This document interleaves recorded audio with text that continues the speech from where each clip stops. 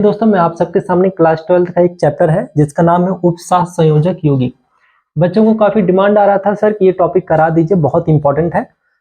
तो बेटा ध्यान से सुनो, जितने भी थ्योरी पोर्शन है मैं उसको लिख दूंगा और जो समझाने वाली चीज होगी मैं उसको बता दूंगा, ठीक है। जैसे कि आईयूपीएससी नाम यौगिक किसे कहा जाता है, सबसे पहले ये देखो, वे यौगिक जिसमें कोई समूह दूसरे समूह को इलेक्ट्रॉन युग्म स्थानांतरित करके साझेदारी करता है। अब ये सब समझा दूंगा, ध्यान से सुनो। जैसे मेरे पास दो धातु हैं M और L। अब L क्या करेगा, अपना इलेक्ट्रॉन इसको देगा। क्यों देगा? क्योंकि भाई स्टेबल करने के लिए, क्योंकि हर कोई चाहता है अस्थाई होना। और मान लो इसके पास दो की कमी थी तो ये इससे कहेगा भाई मुझे दो दे दो, तो ये इलेक्ट्रॉन अपना दो इसको दे देता है, लेकिन ये उसके साथ तब तक रहेगा जब तक कहेगा मेरा वापस नहीं कर दोगे। तो क्या करता है, इसके साथ आके जुड़ जाता है, इसके साथ वापस आके जुड़ जाता है और इसी को हम लोग कहते हैं साझेदारी, ठीक है। एग्जाम्पल में जैसे K4FeCN6 CONH3 का होल 6 और Cl3, ये सब क्या भी सब कुछ क्लियर हो जाएगा, डोंट वरी।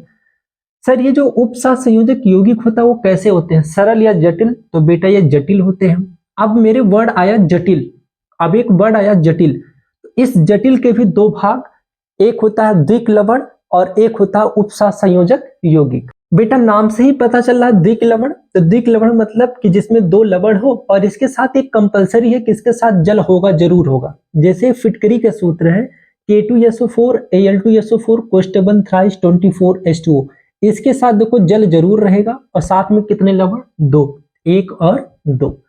बेटा ये जल में घुलनशील है, लेकिन उपसह संयोजक में जल का कोई विशेष नहीं होता, ये महत्व है या नहीं, इसके लिए आवश्यक नहीं है। फॉर एग्जाम्पल जैसे K4FeCN6, इस चीज को पूरे चैप्टर को पढ़ने के लिए इसमें सबसे मेन इंपॉर्टेंट है वर्नर का सिद्धांत। तो चलो उसको हम लोग सीखते हैं, वर्नर का सिद्धांत। इन्होंने कहा कि उपसह संयोजक यौगिक के लिए एक सिद्धांत दिया जिसे वर्नर सिद्धांत कहते हैं। इनके अनुसार जो संयोजकताएं होती हैं वो दो प्रकार की होती हैं, एक है प्राथमिक संयोजकताएं और दूसरा है द्वितीयक संयोजकताएं। ये प्राथमिक संयोजकताएं और द्वितीयक संयोजकताएं क्या है सब कुछ बताऊंगा, पहले आपको इतना लिखना है। अब जैसे एग्जांपल में इन्होंने देखो क्या क्या बताया। उन्होंने कहा ये जो ब्रैकेट है, ये क्या है, जो ब्रैकेट है, तो यहां हम लोग मैथ नहीं पढ़े कि हम ब्रैकेट ब्रैकेट बोलेंगे। इन्होंने इसी ब्रैकेट को संकुल क्षेत्र कहा। क्या कहा बेटा? संकुल क्षेत्र, संकुल क्षेत्र। इसी संकुल क्षेत्र के बाहर, चाहे दाहिने साइड में चाहे बायां साइड में, चाहे इधर और चाहे इधर, जो ब्रैकेट के बाहर होता है उसे हम लोग कहते हैं काउंटर आयन। उसे क्या कहते हैं बेटा? Counter ion. बहुत अच्छे, काउंटर आयन। जो संकुल क्षेत्र के बाहर होगा उसे हम क्या कहेंगे? Counter ion. बहुत अच्छे। जो संख्या में ज्यादा होगा इसी संकुल क्षेत्र के अंदर, जो संख्या में ज्यादा रहेगा, जैसे कि ये, इन्हें हम लोग कहते हैं इलेक्ट्रॉन देना। ये अपना इलेक्ट्रॉन इस धातु को देना चाहते हैं, तो ये इलेक्ट्रॉन दाता है। ये क्या करेगा? अपना इलेक्ट्रॉन इसको देना चाहेगा, धातु को, कोबाल्ट को। तो इलेक्ट्रॉन दाता जो इलेक्ट्रॉन देता है उसे लिगेंड्स कहा जाता है। उसे क्या कहा जाता है? लिगेंड्स कहा जाता है। चलो, और ये जिसको इलेक्ट्रॉन दिया जाता है, जिस धातु को दिया जाता है बेटा, उसे हम लोग कहते हैं केंद्रीय धातु। क्या कहते हैं उसे? केंद्रीय धातु। चलो ठीक है। जो लिगेंड्स होते हैं, लिगेंड्स की जो संख्या है, ये जो संख्या है, इसे हम लोग कहते हैं द्वितीयक संयोजकताएं। उसे क्या कहते हैं? द्वितीयक संयोजकताएं। जो काउंटर आयन का नंबर है इसे हम लोग कहते हैं प्राथमिक संयोजकताएं। क्या कहते हैं इसे?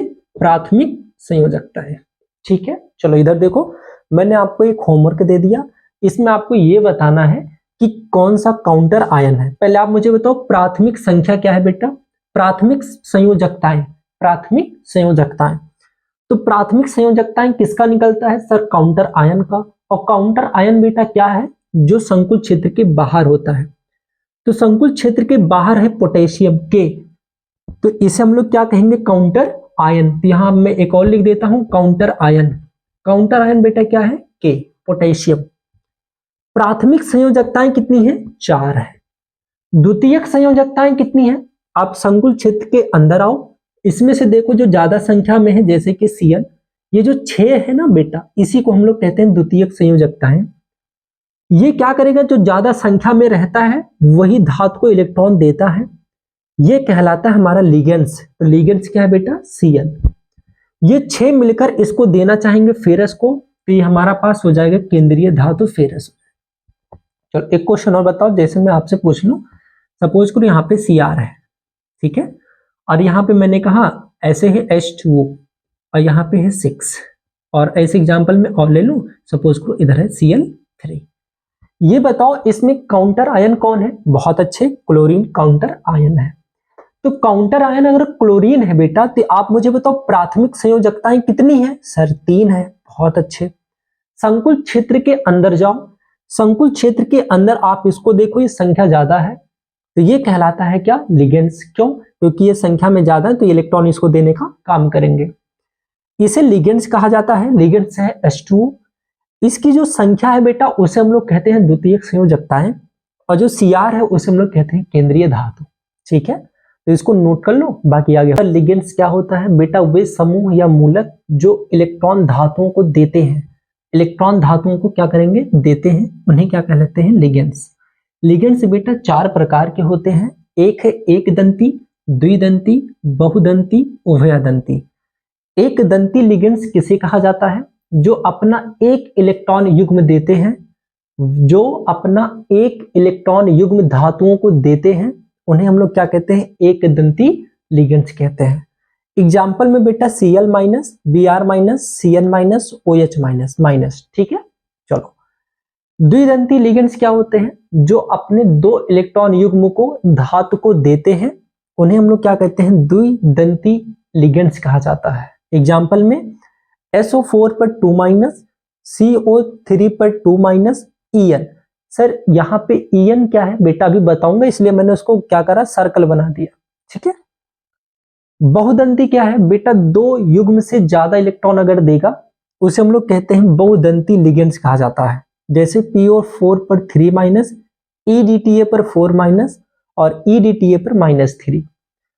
जाहिर सी बात है क्वेश्चन में आया होगा सर ये क्या है, तो बेटा ध्यान से सुनो, अगर आपको कहीं En मिल जाए तो इसका मतलब होता है, इसका नाम है बेटा एथिलीन डाईएमीन, डाईएमीन,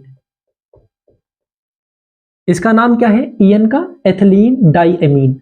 अच्छा अगर सर इसका स्ट्रक्चर क्या है बेटा, इसका स्ट्रक्चर अगर आपके मन में एथिलीन आता है ना, तो इसका मतलब है 2 कार्बन है, ये हो जाता है 2 कार्बन। डाईएमीन है तो इसका मतलब NH2 और NH2, बहुत अच्छे। EDTA और EDTA का मतलब क्या है सर, इसका नाम क्या है बेटा, देखो इसका नाम है एथिलीन, एथिलीन डाईएमीन, डाईएमीन। अगर बेटा -4 है तो T for tetra, T for क्या होगा, टेट्रा, और इसे कहते हैं एसीटेट, एसीटेट। अगर मैं इसका नाम पूछूं तो कहना एथिलीन डाईएमीन और T फॉर ट्राई एसीटेट। अगर 4 होगा तो टेट्रा, इसी को कॉपी पेस्ट मार देना, अगर 3 होगा तो ट्राई, बस कोई दिक्कत नहीं है। आपको इसके बारे में डिटेल पढ़ना है कि इसका मतलब क्या है सर, उभयदंती क्या है, ठीक है। तो चलो हम लोग पढ़ने वाले हैं उभयदंती लिगेंड्स के बारे में। देखो उभयदंती क्या है, उभय मतलब होता है दोनों तरफ से। जैसे मान लो मैंने कहा एक बच्चे को बुलाया, बेटा इधर आओ, अब वो आया, अब मैंने कहा बेटा ये मार्कर ले लो, तो मेरे मन में एक ख्याल आया कि अगर मैं इसको इस हाथ से दे रहा हूं तो क्या मैं इसको इस हाथ से नहीं दे सकता, दे सकता हूं।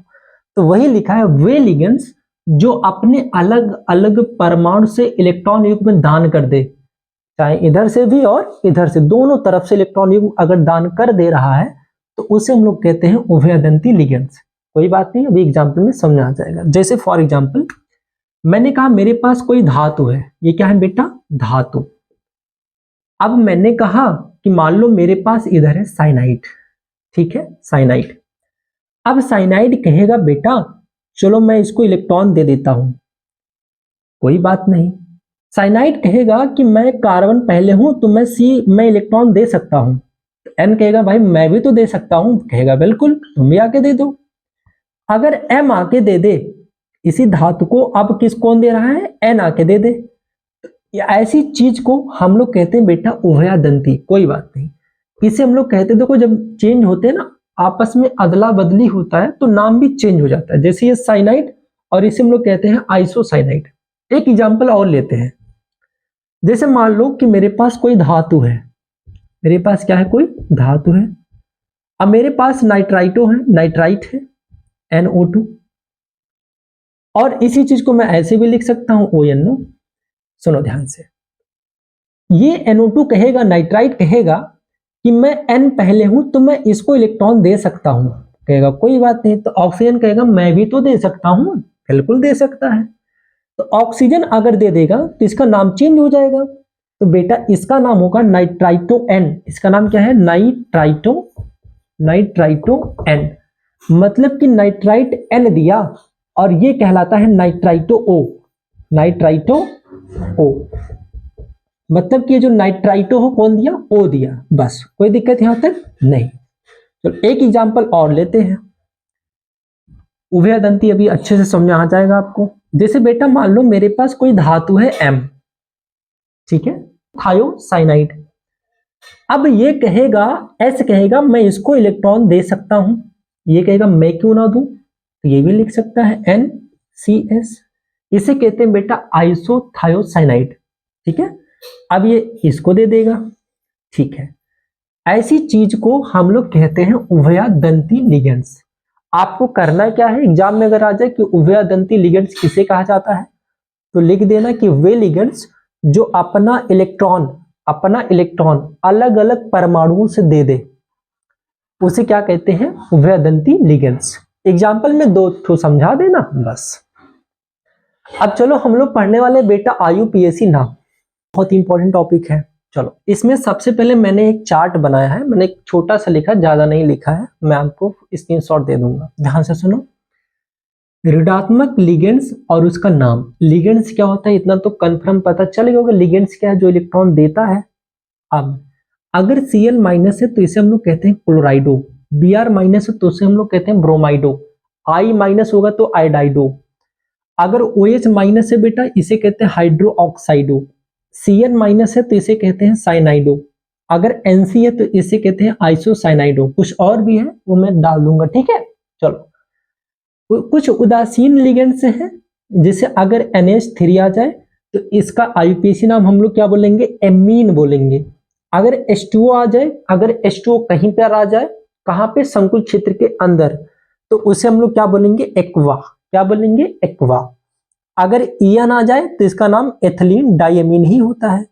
और बेटा अगर CO आ जाए, आप कहोगे सर CO कोबाल्ट है, नहीं बेटा, ये CO लिगेंड के बाद अगर कार्य करने लगे तो उसे हम लोग कहते हैं कार्बोनिल, ठीक है। CO बड़ा सा, चलो ठीक, कोबाल्ट C और छोटा O होता है, ठीक, C और छोटा O। इसका IUPAC नाम करना है, मैंने इसको 3 टाइप में बांट दिया है। टाइप 1 में कैसा क्वेश्चन आएगा, ध्यान से चलो। एक संकुल क्षेत्र होगा, उसी के अंदर धातु होगा, लिगेंड्स होगा, और संकुल क्षेत्र के बाहर जो काउंटर आयन होगा वो दाहिने साइड में होगा। अगर है तो टाइप 1 है, अगर काउंटर आयन नहीं है तो बेटा उसके ऊपर पॉजिटिव लिखा रहेगा, ठीक। चलो टाइप 2 में कैसे क्वेश्चन होगा, काउंटर आयन हटा देगा पूरा, ये पूरा चीज कहलाता है टाइप 2 में, हमने बांटा है, ठीक है, कोई बात नहीं। टाइप 3 में जो काउंटर आयन होगा बेटा वो पहले होगा, ये पहले, या फिर इसी चीज को लिखिएगा -1, ठीक है। तो हम लोग सबसे पहले बेटा टाइप 1 पढ़ने वाले हैं, फिर ऑटोमेटिक ये आपको आ जाएगा। देखो IUPAC नाम करते समय आपको एक ट्रिक बता रहा हूं, उसको ध्यान से सुनो। सबसे पहले जो लिगेंड्स का नाम लिखा जाता है, सबसे पहले क्या नाम लिखा जाता है बेटा, लिगेंड्स। और लिगेंड्स कितने हैं उसकी जो संख्या, वो पहले संख्या लिख देना, फिर लिगेंड्स, फिर बेटा धातु लिखा जाता है, क्या लिखा जाता है, धातु। फिर आप एक ब्रैकेट बना देना, सर ब्रैकेट हमेशा, हाँ बेटा बता रहा हूं, ब्रैकेट।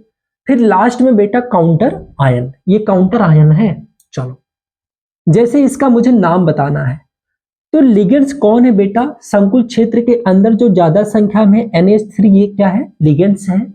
लिगेंड्स कितने हैं बेटा, 6 है, और 6 को हम लोग क्या कहते हैं, हेक्सा। क्या कहते हैं बेटा, हेक्सा।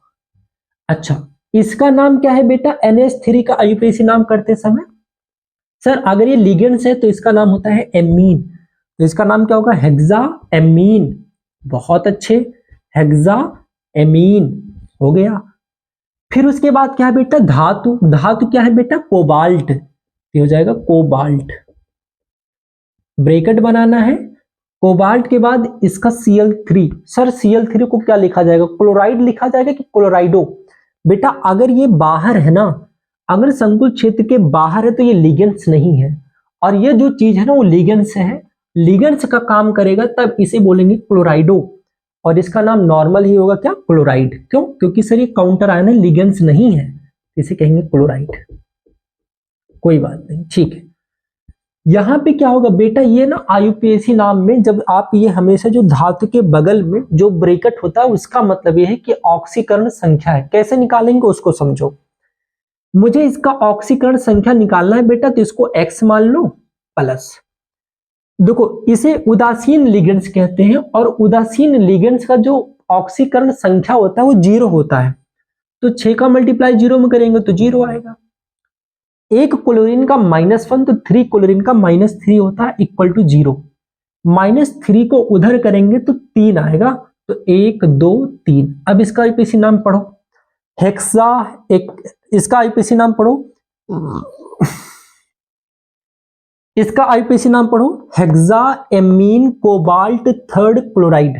ठीक है, कोई बात नहीं, इसको आप समझो, फिर सब क्लियर हो जाएगा, टेंशन ना लो बेटा। चलो इनमें से सबसे पहले आपको क्या लिखना है? लिगेंड्स लिखना है। सर जो ज्यादा संख्या में होगा, कितने लिगेंड्स है बेटा? 6 हैं, तो 6 को क्या बोला जाता है? हेक्सा, तो इसका नाम क्या होगा? हेक्सा।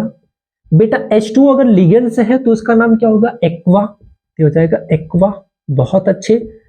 फिर सर धातु का नाम लिखेंगे, क्या है? क्रोमियम। क्या लिखेंगे? क्रोमीन लिख दो, क्रोमीन, ब्रैकेट बना दो। लास्ट में क्या है? क्लोराइड। सर क्लोराइडो नहीं लिखना है? नहीं बेटा, क्यों? क्योंकि सर ये काउंटर आयन है, ना कि संकुल क्षेत्र के अंदर। अगर ये Cl हमारे अंदर होता तो उसे हम लोग कहते हैं क्या? क्लोराइडो। ठीक है, बहुत अच्छा। ये जो हमारा Cl है बेटा, ये जो Cl है वो काउंटर आयन के बाहर है।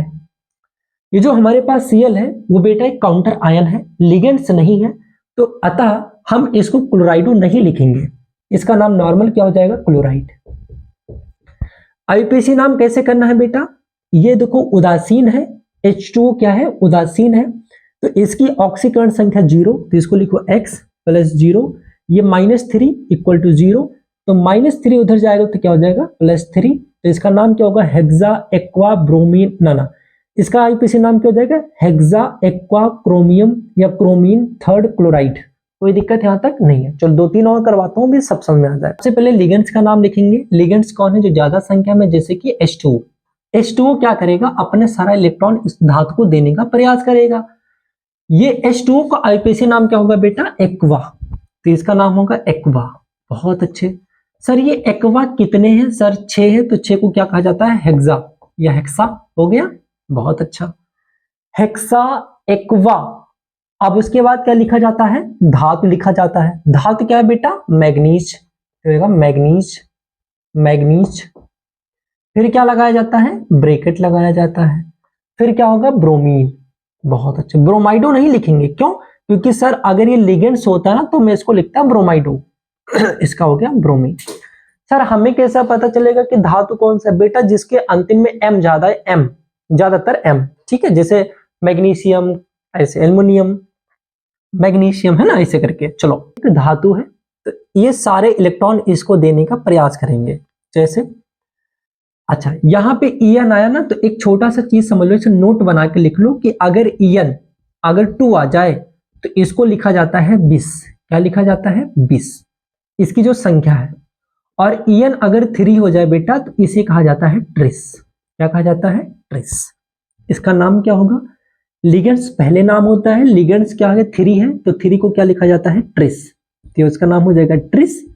और ईएन को क्या कहा जाता है? एथिलीन डाइएमीन, तो इसका नाम क्या हो जाएगा? Ethylene, ethylene diamine, diamine.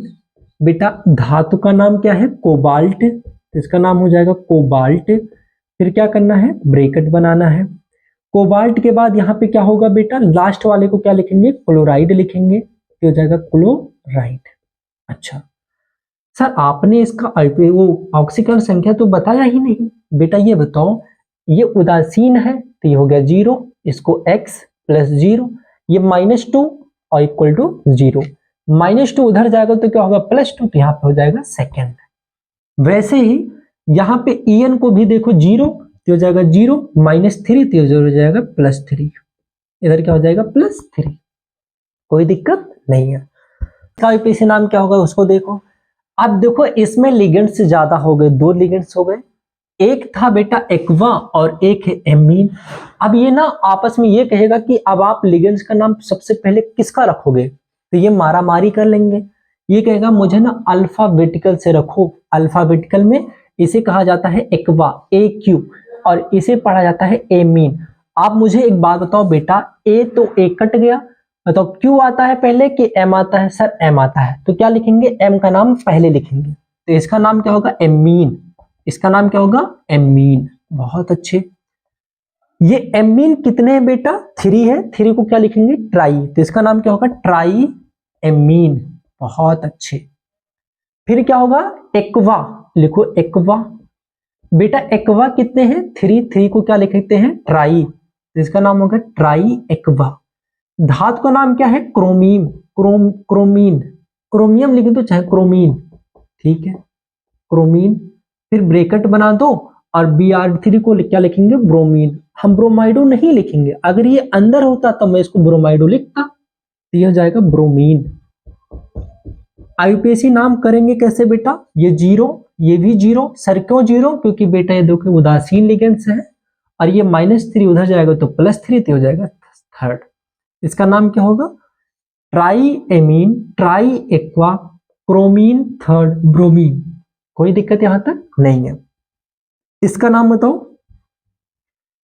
यहां पे फिर दो लिगेंड्स आ गए, क्योंकि देखो अब की बार Cl अंदर आ गया तो एक लिगेंड्स का काम करेगा। अब ये लिगेंड्स क्या कहेगा, ये है क्लोरीन ClC, क्लो ClO है ना, और ये एमीन है A है तो पहले A आता है, तो इसका नाम हो जाएगा पेंटा। इसका नाम क्या हो जाएगा पेंटा एमीन। इसका नाम क्या होगा बेटा पेंटा एमीन। फिर क्या होगा क्लोराइड, क्या लिखेंगे क्लोराइड, नहीं बहुत पिटोगे बेटा, ये अंदर है की तो इसे क्लोराइडो लिखेंगे, लिगेंड्स का काम किया, और Cl को क्या लिखते हैं क्लोराइडो, इसे कहते हैं क्लोराइडो। फिर धातु का नाम क्या है बेटा कोबाल्ट, तो इसका नाम हो जाएगा कोबाल्ट ब्रैकेट में। लास्ट में क्या लिखेंगे इसे क्लोराइड, इसका नाम क्या होगा क्लोराइड। देखो आपने कोबाल्ट का तो आईयूपीएसी वो ऑक्सीकरण संख्या तो बार बार निकाल ही लिए, कितना आता है थर्ड आता है, तो आप थर्ड रख दो। अगर आप निकालना चाहते हो तो ये हो गया 0, इसका हो गया -1, इसका हो गया -2 इक्वल टू 0, और इसका हो गया x, तो -1 -2 -3 उधर जाएगा तो +3। कोई दिक्कत यहां तक नहीं है। चलो और लेते हैं क्वेश्चन। बेटा ये आपके लिए होमवर्क है, ये आपको बताना है कमेंट बॉक्स में कि इसका आईयूपीएसी नाम क्या होगा, ठीक है।